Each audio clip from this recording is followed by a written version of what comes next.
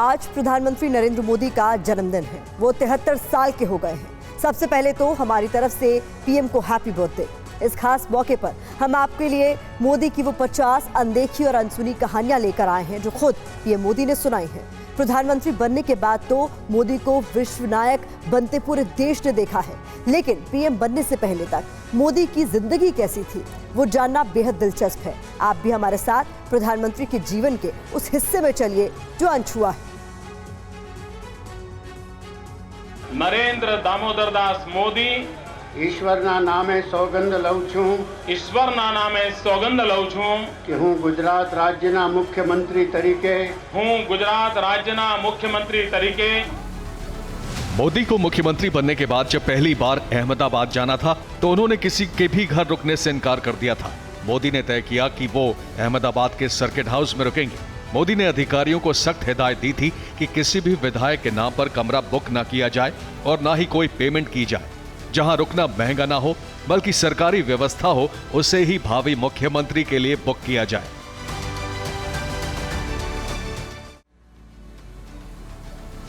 मुख्यमंत्री पद का ऐलान होने के बाद मोदी जब अहमदाबाद पहुंचे तो सबसे पहले अपनी मां हीराबा से मिलने गए। मोदी ने जब मां के पैर छुए तो मां बोली, बेटा कुछ भी करना लेकिन पैसे मत खाना, किसी का बुरा मत करना। मोदी की मां को लगता था कि ज्यादातर नेता पैसे खाते हैं। वो अपने बेटे को इस बुराई से बचाना चाहती थी। क्या मां की सेवा कभी कृपा हो सकती है?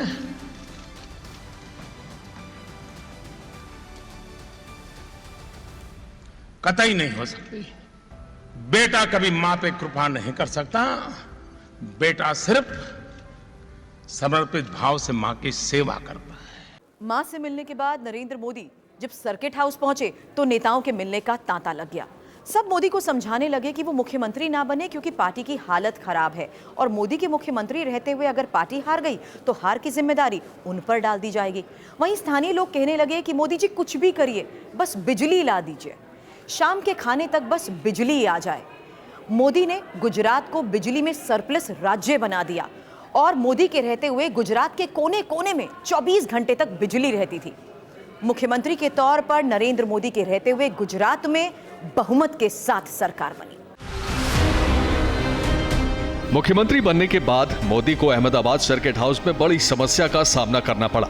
दरअसल मोदी को सुबह 5 बजे जल्दी उठने की आदत थी। वो उठकर अखबार पढ़ते थे, लेकिन सर्किट हाउस में अखबार सुबह 8 बजे आता था। इंटरनेट का कनेक्शन भी नहीं था। मोदी इंटरनेट और अखबार के बिना रह नहीं पाते थे। मोदी ने वो दिन बड़ी मुश्किलों से काटे। मोदी जब 1995 से लेकर 2001 तक गुजरात से बाहर रहे तो अपना मन लगाने के लिए पार्टी के काम के साथ साथ तकनीक में भी रुचि लेने लगे। उसी दौर में मोबाइल फोन ने दस्तक दी। मोदी ने तकनीक की ताकत को समझना शुरू किया। तकनीक को मोदी ने मुख्यमंत्री बनने से पहले सीखा, लेकिन उसका असल उपयोग मुख्यमंत्री बनने के बाद किया। सोशल मीडिया का भारतीय राजनीति में पहला इस्तेमाल मोदी ने ही किया।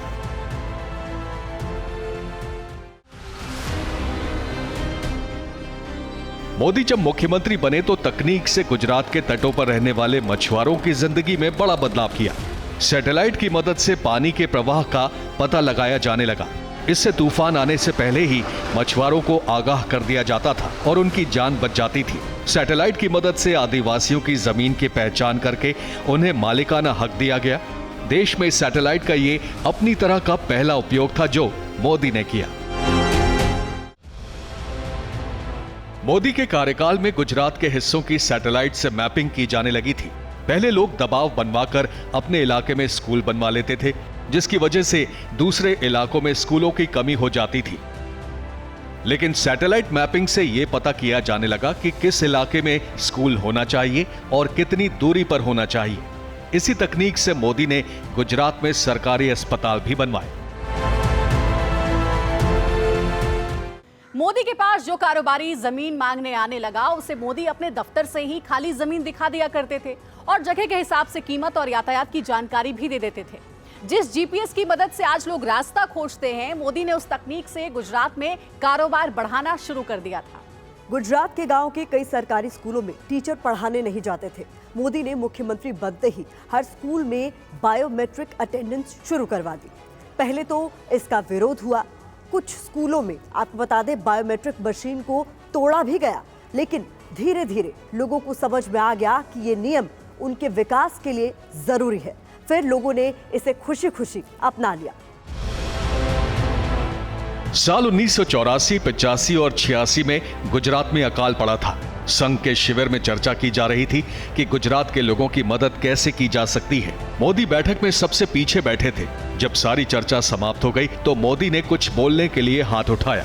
ये देखते ही प्रचारक केशव राव देशमुख नाराज हो गए और बोले कि तुम पूरी चर्चा में चुप रहते हो और आखिरी में बोलते हो। मोदी ने कहा कि आप बोलें तो मैं कुछ नहीं बोलूंगा, लेकिन प्रचारक को पता था कि मोदी के पास कोई अच्छा आइडिया ही होगा, इसलिए उन्होंने मोदी को बोलने का पूरा मौका दिया।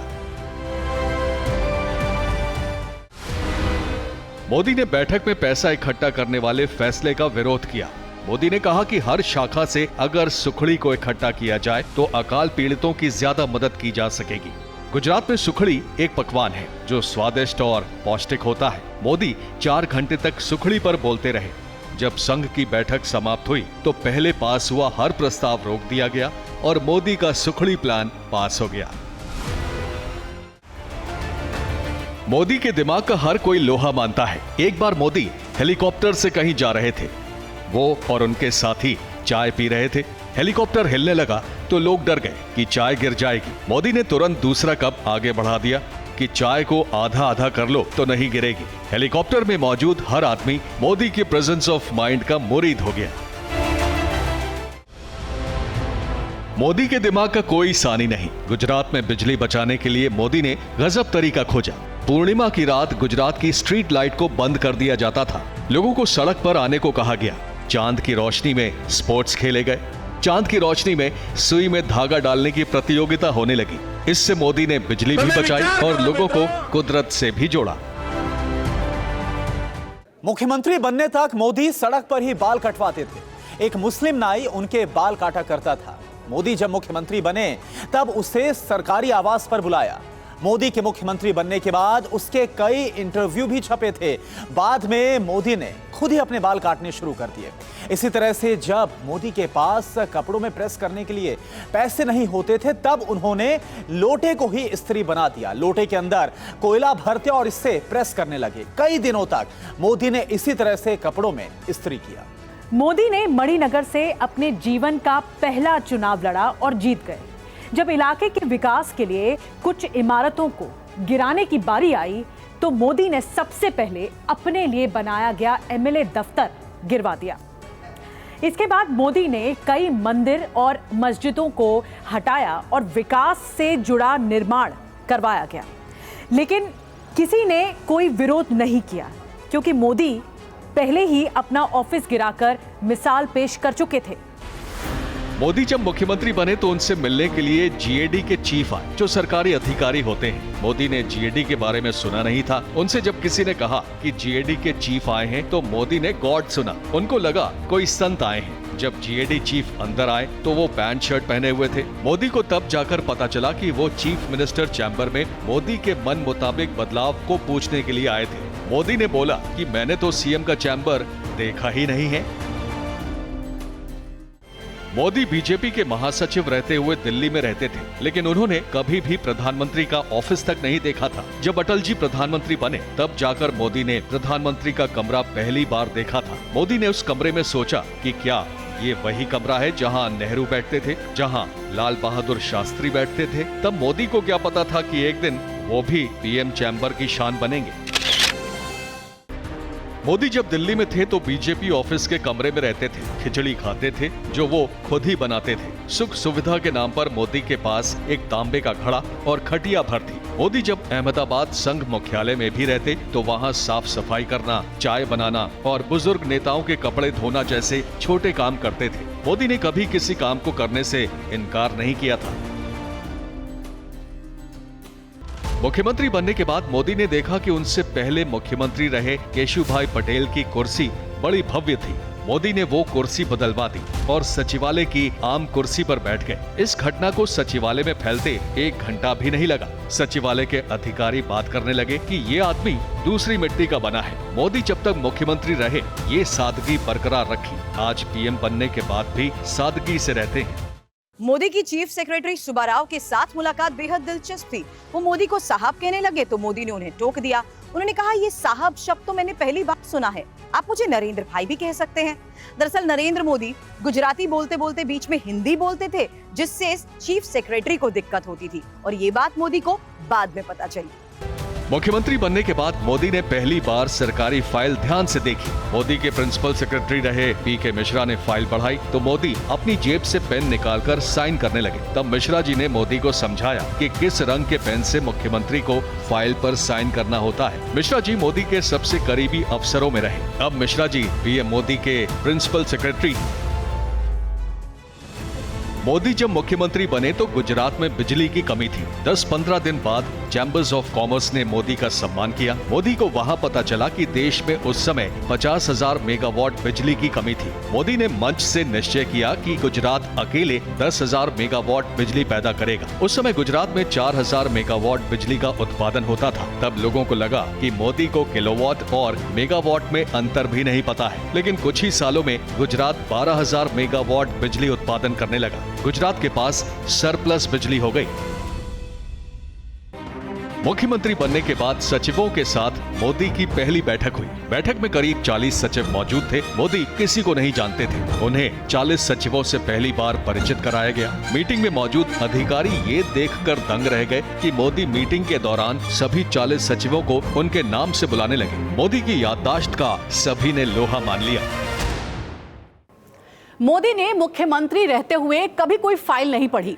वो अक्सर अधिकारियों से पूरे मुद्दे को समझ लेते थे और फिर उसी आधार पर फैसले लेते थे और मीडिया को ब्रीफिंग भी देते थे। आपको ये जानकर हैरानी होगी कि 13 साल तक मोदी मुख्यमंत्री रहे, लेकिन कभी उन्होंने कोई फाइल नहीं पढ़ी। लेकिन राज्य के हर मुद्दे की उनकी पूरी समझ और पूरी जानकारी उनके पास थी।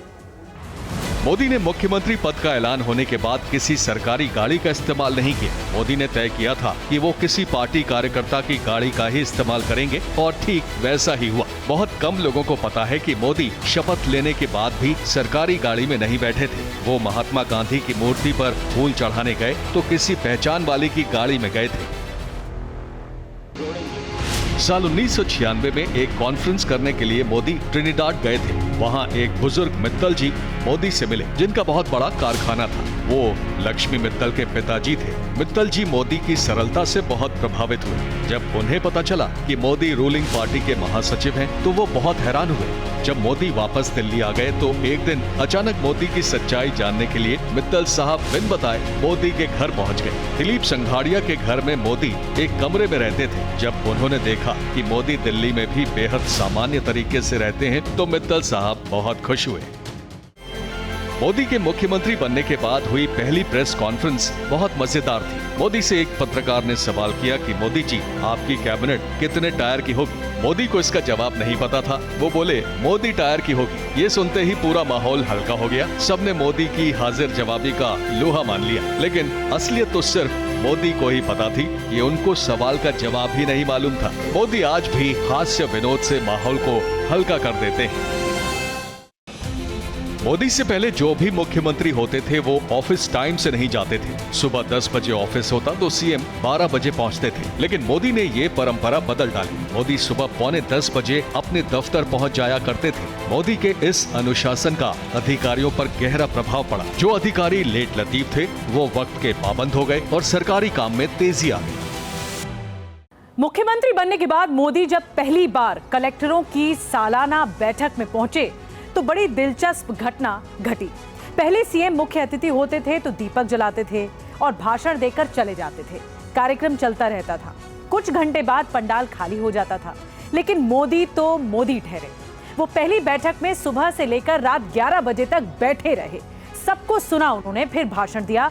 कलेक्टरों के पसीने छूट गए थे। नए नए सीएम बनने के बाद मोदी किसी दौरे पर जाते तो देखते कि सर्किट हाउस का पर्दा बदल दिया जाता था, नए नल लगा दिए जाते थे, नई बाल्टी भी रखी होती थी। मोदी ने इन सब पर रोक लगवा दी। जीएम को निर्देश दिया जाता था कि नई चादर और पर्दे सर्किट हाउस में लगाने की कोई जरूरत नहीं है, ना ही कोई सामान खरीदा जाए, जो जैसा है उसी में काम चलाया जाए। साथ ही मोदी जब किसी दौरे पर जाते थे तो अपने खाने का डिब्बा भी साथ लेकर जाते थे और सफर के दौरान ही खा लेते थे ताकि टाइम की बचत हो सके।